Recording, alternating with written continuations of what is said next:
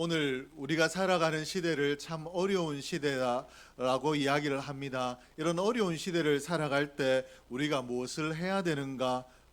우리가 반드시 해야 될 것이 있는데 무엇인가 하면 하나님의 가르침대로 내가 살고 있는가?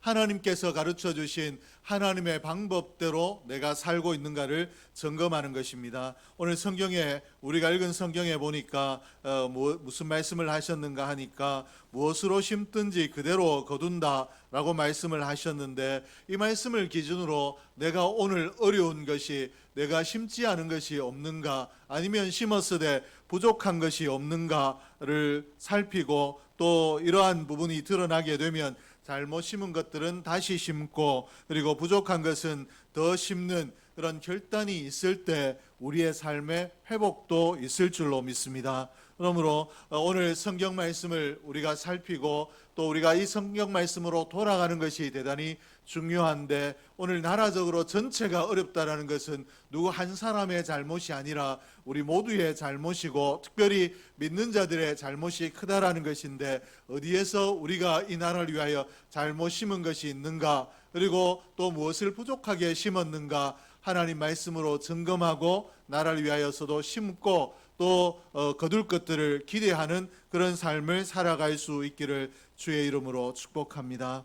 성경에서는 이 심고 거두는 원칙에 대해서 또 어떻게 이야기하시는가 하면 심지 않고 거두기를 기대하는 것, 또 심지 않고 거두려고 하는 것은 잘못된 것이다 라고 이야기할 때 얼마나 잘못된 것이다 라고 이야기하는가 하면 악한 종이다, 게으른 종이다 라고까지 표현을 하셨습니다. 그러므로 오늘 내가 심은 것이 없을 때 거둘 것도 기대할 것이 없다라는 것이 성경의 가르침이기 때문에, 오늘 우리의 관심을 어렵다, 힘들다, 내가 이 어려움을 어떻게 헤쳐나갈까 비관이 아니라 내가 이 어려운 때 무엇을 심음으로 이 어려움을 벗어나게 하시는 하나님을 만날 수 있을까, 내가 무엇을 심음으로 거둠의 풍성함을 맞이할 것인가, 여기에 우리의 관심이 있어야 될 텐데 오늘 저와 여러분의 관심이 여기에 있기를 주의 이름으로 축복합니다. 무엇으로 심든지 그대로 거둔다라고 하신 오늘 말씀이 주는 교훈을 구체적으로 좀 살펴보면 우리의 삶이 기대를 가진 삶이 되라라는 것입니다. 사람이 내일에 대한 기대를 가지고 살아야 그 삶이 복될 수 있고 행복할 수 있습니다. 내일에 대한 기대가 전혀 없는 사람의 삶을 살펴보면 객관적으로 육신적으로 볼 때 괜찮은 삶을 사는 것 같이 보여줘도 그 삶에 행복이 없다라는 것을 우리가 발견할 수 있는데, 그리고 내일에 대한 기대가 없는 사람들은 반드시 타락하게 되어 있고 방종하게 되어 있습니다. 내일에 대한 기대가 없다라는 이 말을 오늘 우리가 흔히 쓰는 말로 이야기하면 오늘 하루만 산다라는 말인데, 오늘 하루만 산다라는 의식을 가지고 살기 때문에 내일 어떻게 되든지 내가 이 일을 함으로, 이런 행동을 함으로 누구에게 어떤 비난을 받고 어떤 욕을 먹든지 여기에 대한 관심이 전혀 없기 때문에 오늘 내 마음이 흡족하면 되고 내 마음이 시원하면 된다라는 정신으로 살기 때문에 사람은 반드시 타락하게 되어 있고 방종하게 되어 있다라는 것입니다. 그러므로 오늘 힘들고 어려운 시대를 살아가는 우리에게 하나님께서는 뭐라고 말씀하시는가? 이런 방종의 삶이 아니라 너는 내일에 대한 기대를 가진 삶을 살아라. 내일에 내가 무엇을 거둘 것인가? 오늘 어렵고 힘들더라도 내일 거둘 것이 있다. 그리고 내일 무엇을 거둘 것인가? 이런 기대감을 가지고 살아라. 이렇게 말씀을 하고 계십니다. 이 말을 바꿔서 이야기하면 꿈을 가지고 살아라 라는 이 말이 되기도 합니다. 오늘의 현실에 자족하거나 오늘 현실에 안주하지 아니하고 내일에 대한 기대감을 가지고 살아가는 것, 기대감을 가슴에 풀어놓고 살아가는 삶을 우리에게 권하고 계시는데, 말씀하고 계시는데, 오늘 이런 사람은 어떻게 되는가? 절망 앞에서도 용감하게 자신의 삶을 살아갈 수 있습니다. 오늘 내가 이렇게 어려운데 이 일을 하다가 더 어려워지면 어떻게 할 것인가 라는 두려움이 아니라 내일 오늘 내가 선한 일을 심기 때문에, 하나님 말씀을 심기 때문에 하나님께서 내일은 거두게 하실 것이다 라는 것 때문에 절망적인 상황에서도 용감하게 살 수 있다라는 것입니다. 그리고 뿐만 아니라 고통 가운데서도 내일에 대한 기대 때문에 인내할 수 있고, 오히려 인내하는 것 이것으로 그치지 아니하고 오히려 내일의 기대 때문에 오늘 어려운 중에서도 찬양하는 삶, 노래하는 삶, 찬송하는 삶, 기뻐하는 삶을 살 수 있는 줄로 믿습니다. 웃을 수 있고 행복할 수 있고 거듭의 기대 때문에 정말 만족한 삶을 살아갈 수 있습니다. 오늘 예수 믿는 자들의 삶이 이런 삶이 되어야 될 텐데, 저와 여러분이 이렇게 되기를 주의 이름으로 축복합니다. 그러면 이런 내일에 대한 기대 가운데 예수 믿는 자에게 가장 큰 기대가 무엇이 돼야 되는가? 윤재훈, 무엇이 돼야 됩니까? 확실합니까? 목사님의 질문과 방향이 많이 다른 것 같은데, 목사님이 혹시 무슨 질문을 했는지 못 들으신 건 아니죠? 들었는데 그런 대답을 했다, 생각을 많이 하고 대답을 하세요. 자, 믿는 사람들의 기대가 무엇이 돼야 되는가 하면 하나님 나라입니다. 오늘 내가 이 땅에서 아무리 어렵고 힘들어도 내가 예수를 믿는 자로 살아가기 때문에, 내가 예수 안에 있기 때문에, 하나님의 자녀 되었기 때문에 하나님께서 나에게 나를 위해 준비하신, 예비하신 하나님의 나라, 하나님의 그 나라에 내 처소가 있다라는 기대 때문에 오늘을 만족으로 살 수 있어야 참 믿음의 삶을 사는 것인데, 오늘 저와 여러분이 이런 기대감을 가지고 살고 또 이 땅의 삶을 살아갈 때도 하나님 나라에 대한 기대를 가진 것처럼 이 땅에서도 기대감을 가지고 내가 거둘 것들을 위하여 살아갈 수 있기를 주의 이름으로 축복합니다. 오늘 성경이 무엇으로 심든지 그대로 거둔다라고 하신 이 말씀을 기억하며 거둠의 기대를 가질 수 있도록 오늘 심는 자로 살 수 있는 저와 여러분이 될 수 있기를 주의 이름으로 축복합니다. 오늘 주님께서 우리에게 원하는 것이 이것입니다. 너는 내일 거둘 것이 있도록 오늘 심는 자가 되라 라고 하셨는데, 이 말씀을 이루어 드릴 수 있기를 주의 이름으로 축복합니다.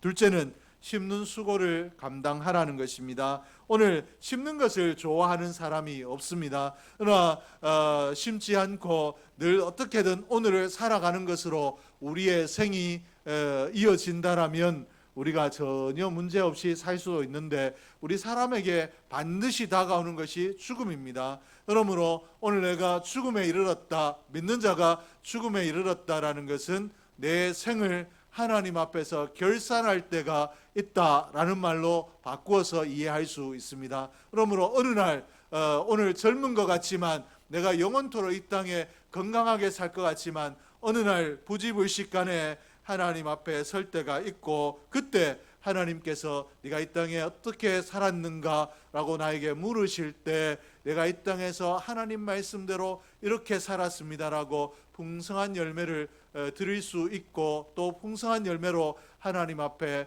칭찬받기 위해서는 이 땅에서 우리가 부지런히 심는 자로 살아야 된다라는 것입니다. 그래야만이 우리가 이 땅에 심는 자로 살아야지만이 이 땅의 나그네 삶을 마치고 난 이후에 하나님 앞에 받을 칭찬이 있고 상급이 있는 줄로 믿습니다. 그러므로 우리가 심는 자로 살아야 되는데, 좀 전에 말씀을 드렸듯이 심는 것이 쉽지 않습니다. 그리고 그렇기 때문에 성경에서는 무슨 말씀을 하셨는가 하면, 기쁨으로 단을 거두기 위해서 오늘 눈물을 흘리며 씨를 뿌리라 라고 이렇게 말씀을 하셨습니다. 그러므로 오늘 심는다라는 것이 때로는 눈물을 흘리는 고통일 수 있는데, 이와 같이 눈물을 흘리며 심는 자가 될 때 우리가 거둘 것이 있다라고, 너는 오늘 고통에 두려워하지 말고 오늘만 만족으로 살기를 기대하지 말고 내일 거둘 것을 위하여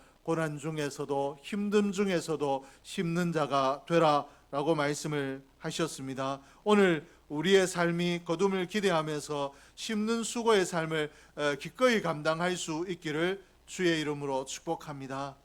오늘 내가 기꺼이 심는 자로 심는 수고를 감당하겠다라고 할 때 그러면 내가 무엇을 심어야 될 것인가, 구체적으로 심을 것들이 우리에게 정해져야 될 텐데 오늘 본문이 우리에게 무엇을 가르치고 있는가 살펴보도록 하겠습니다. 오늘 우리가 무엇을 심어야 되는가 하면 목양의 삶입니다.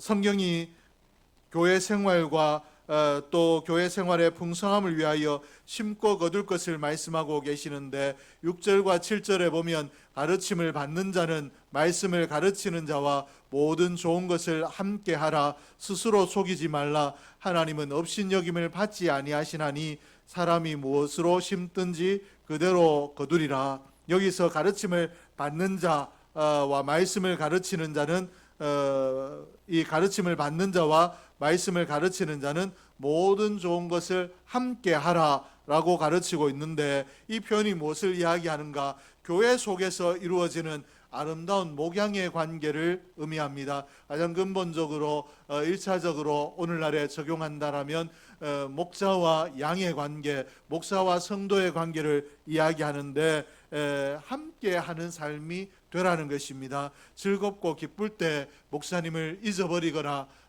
또 그리고 내 마음에 들지 않는 말씀을 선포하실 때 그 말씀을 배척하는 것이 아니라 언제 어느 때나 어렵고 힘들 때나 즐겁고 감사할 때나 내 귀에 단 말씀이나 그렇지 않은 말씀이나 늘 함께 하라. 즉 배움을 얻기를, 가르침을 받기를, 그리고 그 말씀대로 살기를 힘쓰라라는 이 말씀인데 오늘 저와 여러분이 이렇게 될 수 있기를 주의 이름으로 축복합니다. 이렇게 되기 위해서는 먼저 저의 노력이 필요하겠죠. 여러분들이 존경할 만한 목사가 되고 또 겸손해서 분명히 하나님 말씀대로 살아가는 종이다라는 이런 판단이 서야 여러분들이 어렵고 힘든 중에서도 그러하고 또 즐거움 중에서도 그러하고 항상 함께하는 삶, 늘 배우고 또 순종하고 늘 함께하는 삶을 살려고 노력하지 않겠습니까?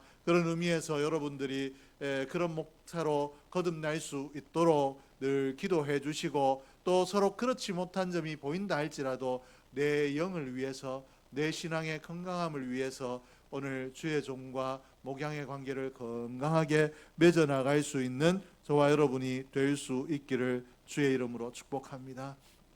그리고 뿐만 아니라 이 좋은 것을 함께 하라, 모든 것을 함께 하라 라고 하신 이 말씀이 목사와 성도의 관계에서만 형성되는 것이 아닙니다. 이 말씀을 부활하신 예수님께서 제자 베드로를 만나셔서 베드로에게 내 양을 먹이라. 너는 이제 지금까지처럼 살지 말고 내 양을 먹이는 삶을 살아라 라고 말씀을 하셨는데 이 말씀이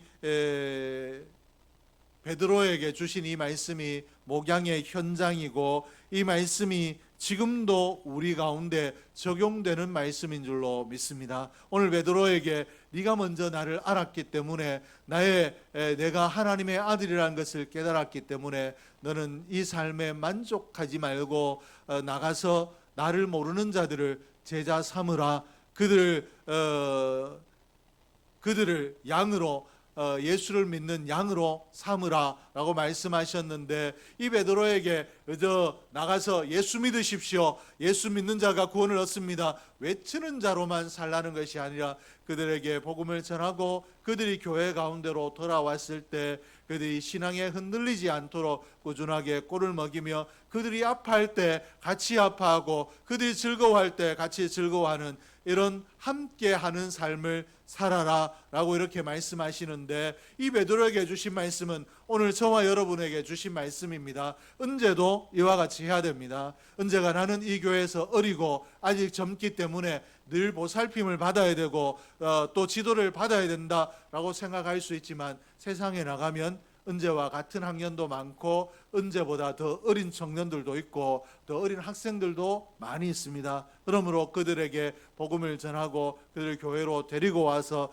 그들과 그들의 이 예수 믿었더니 교회에 왔더니 교회 오는 것이 너무 괴롭다라고 할 때 그가 괴로워할 때 함께 괴로워해주고 그를 위해서 기도해주고 또 내가 믿음이 잘 자라지 않는 것 같다라고 고민할 때 믿음이 왜 안 자라느냐라고 책망하는 것이 아니라 그가 믿음이 자라지 않는다라는 것 때문에 격려해주고 독려해주고 또 함께 기도해주는, 그리고 조금이라도 잘하는 것이 있으면 마치 내가 잘해서 하나님 앞에 칭찬 들은 것처럼 기뻐하고 또 그를 격려하고 칭찬하는 그런 함께하는 삶을 살아 그를 하나님의 기뻐하는 양으로 삼아나가는 일을 감당하라고 우리에게 주셨습니다. 그러므로 오늘 저와 여러분이 이런 관계성, 성도가 성도 간의 관계성, 목자와 양의 관계성, 그리고 먼저 된 자와 나중된 자의 관계성, 이것들을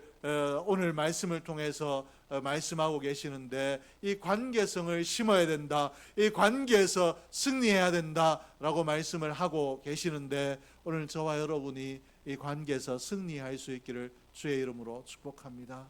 늘 내가 바뀌만을 원한다라면 관계가 틀어질 수밖에 없습니다. 그러나 누군가 나에게 베풀고 또 나에게 어려움이 있을 때 내 어려움을 해결해 주지는 못해도 그 어려움을 같이 아파해 줄 때 거기에서 관계성이 형성되고 거기에서 하나님 믿는 사람은 저렇게 사랑이 있구나, 저런 사람이구나 라고 하나님의 모습을 발견하고 교회의 모습을 발견하고 교회의 사랑을 발견하고 교회로 나오게 되고 이 교회가 풍성한 교회가 될 수 있을 텐데, 오늘 저와 여러분이 이렇게 되기를 주의 이름으로 축복합니다. 오늘 교회가 예수 믿는 사람이 듣는 말 중에 예수 믿는 사람들이 말은 잘한다는 말이 있습니다. 이게 긍정적인 이야기입니까? 부정적인 이야기입니까? 긍정적인 이야기입니까? 부정적인 이야기입니까? 말은 잘 들어보십시오. 말은 잘한다. 긍정적이에요? 부정적이에요? 그렇죠. 목사님 말하는 뉘앙스를 보니까 딱 부정이죠. 이 말을 바꿔서 이야기하면 말이 너무너무 아름답다 이런 뜻이 아니라 말만 똑부러졌다라는 거예요. 실천이 없다라는 이야기. 오늘 우리 교회가 세상을 향해서 유럽의 교회들이 죽었다라고 이야기하고 문 닫은 교회를 안타까워하는데, 한국 교회도 지금 비슷한 현상입니다. 교회가 아직까지 유럽 교회처럼 텅 비진 않았지만 비어가고 있는 중에 있고, 그보다 더 심각한 것은 오늘 교회가 있는데도 세상이 교회를 통하여서 하나님의 사랑을 느끼지 못한다라는 겁니다. 이거는 죽은 교회 아닙니까? 교회가 존재하는 이유가 무엇입니까?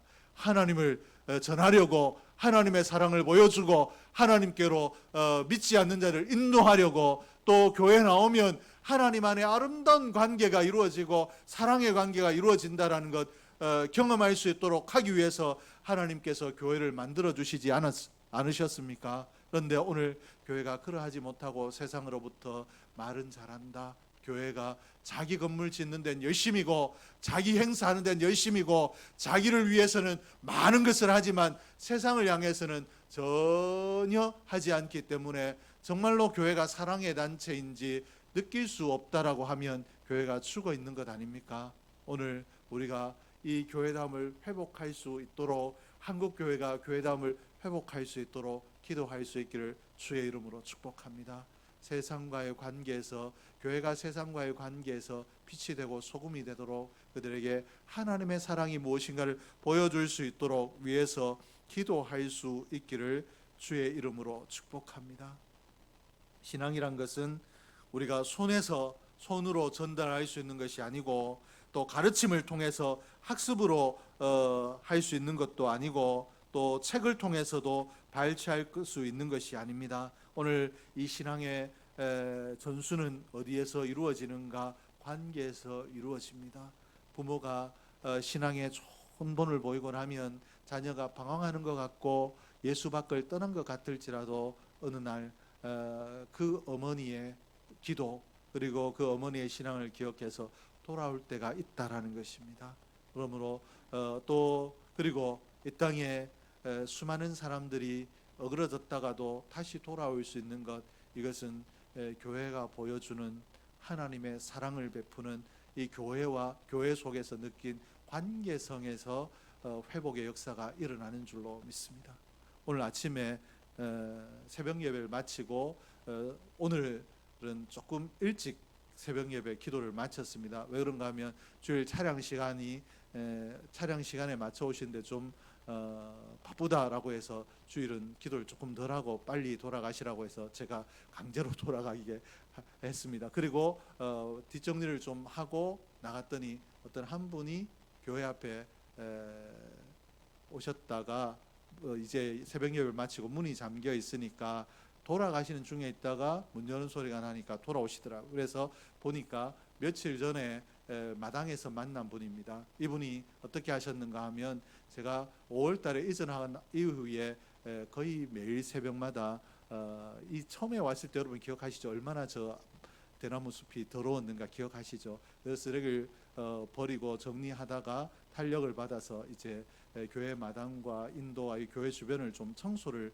하고 쓰레기장을 정리를 좀 했습니다. 낮에는 경비가 오셔서 하더라도 밤사이에 버려진 것 이거 다 하시려면 어렵지 않을까라는 것 때문에, 그리고 또 교회 오시는 분들이, 이 건물에 오시는 분들이 기분 좋게 쾌적하게 들어오시라고 청소를 좀 했는데 오늘 찾아오셔서 누구시냐고 어디서 청소하냐고 물어보더라고요. 그래서 교회에서 합니다라고 했더니 교회 어떻게 되냐라고 해서 목사라고 했더니 자기가 목사님이 이렇게 청소하시는 것 정말 감동받았다라고 하며 교회는 등록할지는 모르겠지만 한 번은 오시겠다라고 했는데 한 번 오시겠다 한 날이 오늘입니다. 그런데 이분이 왜 찾아오셨는가 하면 11시 예배에 오시려고 했는데 11시, 12시에 약속이 생겨서 올 수가 없게 돼서 죽을 2개 사가지고 오셨더라고요. 목사님 드리려고 내가 약속을 못 지키게 되었다라고.